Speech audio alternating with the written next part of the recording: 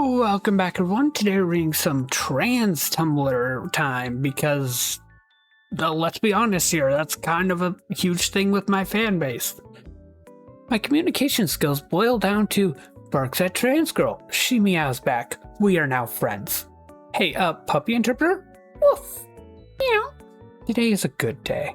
The trans girl is trying on a skirt for the first time. She's growing out her hair and toying with a new name and asking her friends to try out she/her pronouns for her. It's always a good day when the world gains a new trans girl. Remember this. It's called a pronoun because all the pros are using it. Hashtag my bandwagon argument. I'm a niche user of open source nouns, actually. Yeah, the closeted source ones are so shifted lately. So many adverbs. The latest closed source nouns have AI built in that can just change their noun randomly for no reason. So lame. Like you say it to every neon pronouns ever, for instance, and it'll just autocorrect to they them because the AI doesn't include joy and whimsy in its training data. Tried to use pup/puppy and it just crashed my entire personality trying to correct it. Shaking my head. AI is so trash. More like artificial stupidity at this point. Artificial idiocy. Oh.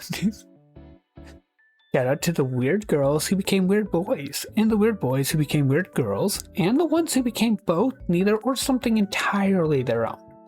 The ones who never quite fit, never stayed in the shape they were given, who grew sideways instead of straight, the ones who preferred being softer, to the ones who liked being strong.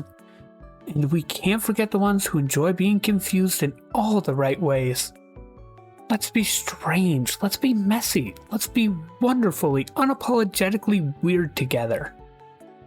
More people should be non-binary. Ooh, you want to be non-binary so bad. Spread my propaganda. The two genders are yes and no, and I'm still non-binary, so call me maybe. You know the cute way bugs wave their front legs looking for the next leaf to walk on? So I'm basically doing that with all the cute transgenders on this website. Oh my god, hi, me too! Feels in your direction. Bug to bug communication. I think completely transitioned trans people should be able to wear one tiny little pronoun pin and get gendered correctly every time. I think cis people should be transitioning just for the fun of it if they want to. I think you should be able to walk into a pharmacy and just buy HRT. I think that little boys should be able to sit in circles and play with dolls and paint each other's nails and make friendship bracelets. I think that little girls should be allowed to play with flaming monster trucks and play football and get competitive over video games. I think that arson, he/it/pa, should have pa's identity respected and treated as completely normal. I think that we should normalize neopronouns and weird genders and being weird and unusual in general. You should be able to explain your weird one-of-a-kind exogender in a least queer person on the planet, and they should say, oh, that's cool, I haven't heard of that gender before. You should be able to wear a tail in public. You should be able to make out with your computer. You want and don't freaking care. I love transgenders. I love neurodivergent people. I love furries. I love everyone outside the norm. I love freaks. I love nerds. I love everyone. Yeah, no, pretty much, yeah. Oh, you would identify as transgender if you hadn't been exposed to other trans people and learn what transgender was.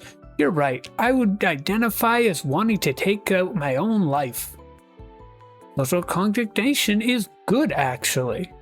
Better for people to be miserable in the right way than happy in the wrong way is an inescapable conclusion of a lot of social conservatism. If you're happy and you know it, that's a sin. Clap, clap. Kind of sad when you're watching a video and you're like, this creature sounds like they need estrogen. And they haven't uploaded in a while, so you check their channel and their most recent video is one you haven't seen and it's from months ago.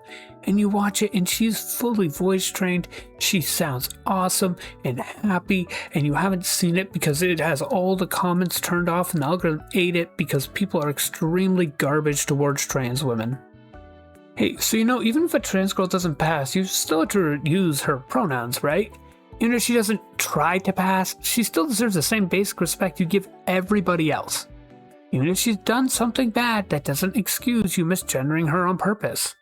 I'm so sick of people treating trans people's pronouns as some kind of reward you get if you've been a good tranny. This goes for those who use neopronouns too. I don't care how weird you think it is, especially if you're trans yourself. It really is that easy. Will someone please tell Florida to pull it together and let me change my gender marker on my birth certificate? Or at least tell the legal system to hurry up, because the ban has been under active legislation for years now.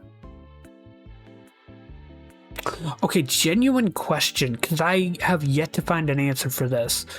Why do we need gender markers on these things? Like, the same thing with the IDs. Why? Why is that even necessary? A teenager cannot get reconstructive surgery, but a parent can circumcise a baby. A teenager cannot get body modifications, but a parent can pierce a baby's ears.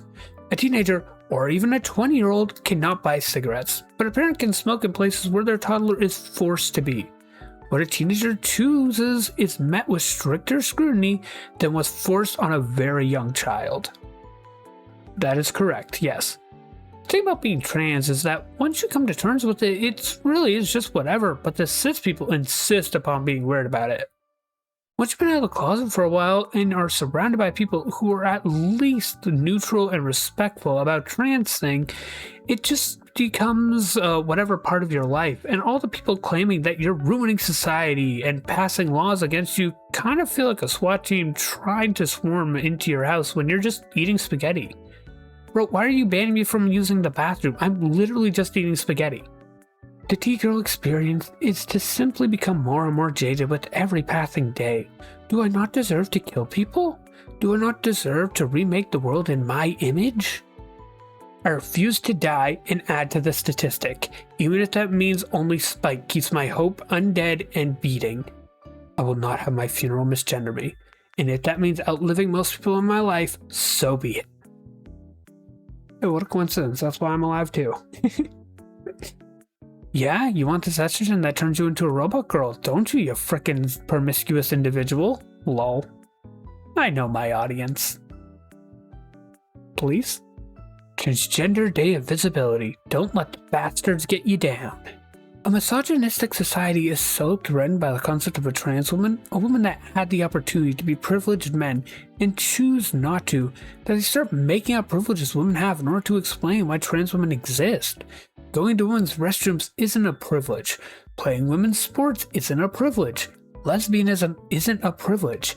Yet they present them in such a way to try and explain why trans women are women for nefarious reasons.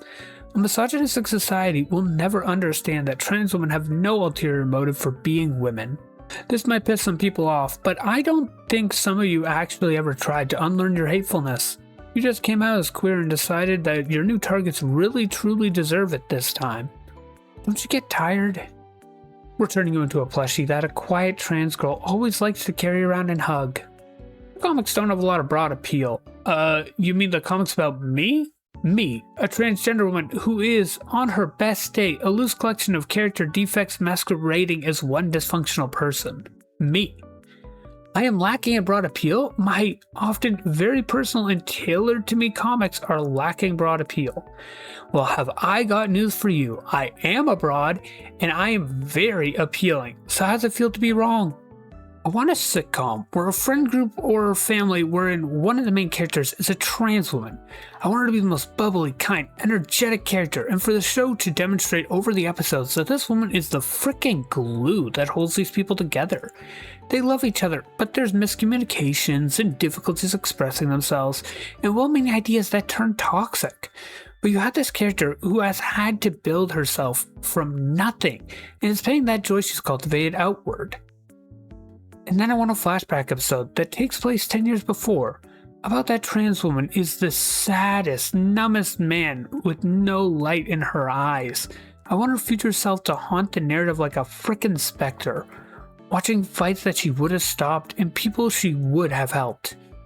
It could be clear that when someone finds themselves and cultivates self-love, it splits onto the people around them too, and the relationships aren't the same without that. Since I know some people might be thinking this is a little bit of a crazy departure, no it isn't. the whole bubbly, energetic character, and then in a flashback episode you find out they were significantly more jagged and edgy beforehand, and that directly reflects on them in said flashback episode, is a trope. The only thing that's special about this is that they're trans. And we'll cut it there. I hope you all enjoyed. Like, comment, subscribe, ring the bell, do all that cool YouTube stuff. Remember that you are in fact valid and that I love you dearly / platonic. And have a fantastic week.